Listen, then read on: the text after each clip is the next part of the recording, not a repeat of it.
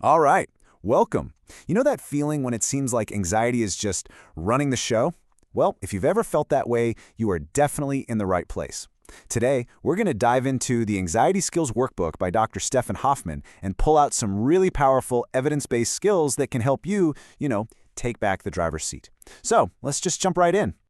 So let's kick things off with a question that comes straight from the workbook itself.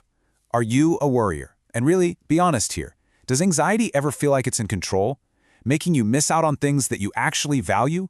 Like time with friends or maybe even big opportunities at work? If you found yourself nodding along and saying yes to that, the very first thing you need to know is that you are absolutely not alone. Anxiety is one of the most common human experiences out there. But here's the really good news. It's not some kind of life sentence. It's better to think of it like a habit. And the cool thing about habits is you can learn new skills to change them. Okay, so if we're going to manage anxiety, we first have to get a handle on how it works. The workbook lays out this fantastic model for us, calling it the vicious cycle of anxiety. Let's really break down how this trap gets set. This story about Elijah, a student from the book, is just a perfect real-world example of this cycle in action. Look at the sequence here. It all starts with a thought about the paper. That thought then leads to a physical feeling, that pit in his stomach. And what does that feeling do? It drives a behavior. He looks for a distraction to avoid it. So, the whole cycle really kicks off with these anxious thoughts. And we're not just talking about minor worries. A lot of the time, these are really extreme, worst-case scenario predictions about what's going to happen. Thoughts like, I'm absolutely going to bomb this presentation, or everyone at that party is going to think I'm awkward. But those thoughts don't just stay in your head, do they? Nope, they trigger very real, very physical sensations in your body. Your heart might start pounding, your muscles get all tense, you might get that classic pit in your stomach. It's basically your body's old-school alarm system, your fight-or-flight response kicking in as if there's a tiger in the room, not just a thought in your head. And what do we do when we feel all that physical yuckiness? Instinctively, we get pushed toward anxious behaviors. Our brain's #1 job becomes, make this bad feeling stop now. And the most popular go-to strategy for that? Avoidance. We put off the thing we have to do. We cancel the social plan. We do pretty much anything to get away from that feeling. And that right there is how it all locks together. You've got these three things: the thoughts, the physical feelings, and what you do. And they're all just feeding each other in this vicious loop. See, avoiding the thing makes you feel better for a second, right? It's instant relief. But, and this is the big trap, that relief accidentally confirms to your brain, yep, that thing was dangerous. And guess what happens next time? The anxiety comes back, only this time it's even stronger. But here's the most important part of all of this. You can jump in and interrupt this cycle at any point. You don't have to just let it run. So let's grab our first tool, which is all about targeting your body's physical reaction. One of the most powerful and time-tested ways to fight back against that physical tension is something called progressive muscle relaxation, or PMR for short. It's a really simple but crazy effective way to basically hit the reset button on your body's alarm system. You're teaching it the difference between what tension feels like and what wonderful relaxation feels like. Honestly, the process couldn't be simpler.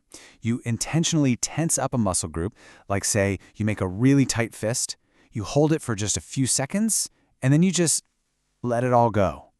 And the real magic happens in that third step. You really, really pay attention to that new feeling of relaxation that just floods into your hand. You're actively fighting back against the physical side of anxiety right in the moment.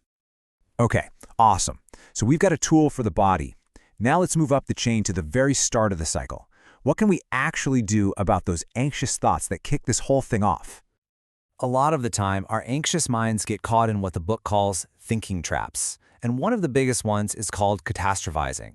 This is where we take one possible bad outcome and we just blow it up in our minds until it feels like a 100% guaranteed disaster, just like Jill is doing here with her work report. So here's how we fight back. The big secret is to stop treating these thoughts like facts and start treating them like hypotheses that you can test. You can do a reality check, you can look for the actual evidence, and then you can consciously come up with a more balanced, a more realistic thought. It's all about shifting your perspective from this is a 100% guaranteed disaster to something way more manageable and, frankly, way more likely. All right, finally, let's hit that third piece of the puzzle, our actions. This is often the engine that keeps that vicious cycle spinning and spinning. So changing our behavior is absolutely crucial if we want to break free for good. So the key distinction we have to learn here is the difference between just plain old unproductive worry, which is basically just spinning your wheels in your head, and active problem solving. Worry feels like you're doing something, but it's really just thinking in circles. Real problem solving means taking one small, concrete, helpful step forward. So to really get why we get so stuck in these unhelpful habits like avoidance, let's look at this tool they use in the book. It's called the SUD scale. Just imagine for a sec, you're about to do something that makes you super anxious, and your stress level on a scale of 0 to 100 is, let's say, a 75. But then you decide, nope, not doing it. What happens? Bam! Your distress plummets, maybe all the way down to a 25. And man, that relief feels so good in the moment. But, and you knew there was a but, here's the trap. That short-term relief comes with a huge long-term price tag. By avoiding the thing that made you anxious, you've just taught your brain that it is genuinely dangerous and you can't handle it. So what happens next time you face it? Your anxiety doesn't start at a 75, it starts even higher. Avoidance feels like a solution, but it's actually anxiety's best friend. So now we can really start to see how this all fits together, right? By targeting each of these 3 spots in the cycle, your body, your thoughts, and your actions, you can start to build a really personalized and powerful toolkit to manage anxiety effectively. So let's quickly recap what's in your new toolkit. You've got a tool to calm your body, that's PMR. You've got a tool to rethink your thoughts, challenging them like a detective would. And you've got a tool to change your actions, choosing to problem solve instead of avoid. Every single one of these skills weakens that vicious cycle. But remember, these are skills. They're not magic wands. Just like learning an instrument or a sport, they get stronger the more you practice. Which really leaves us with one final thought to chew on. If anxiety is a habit that you've learned over time, that means you have the power to learn a new one. So the question is, what's just one small step you can take today to start building it?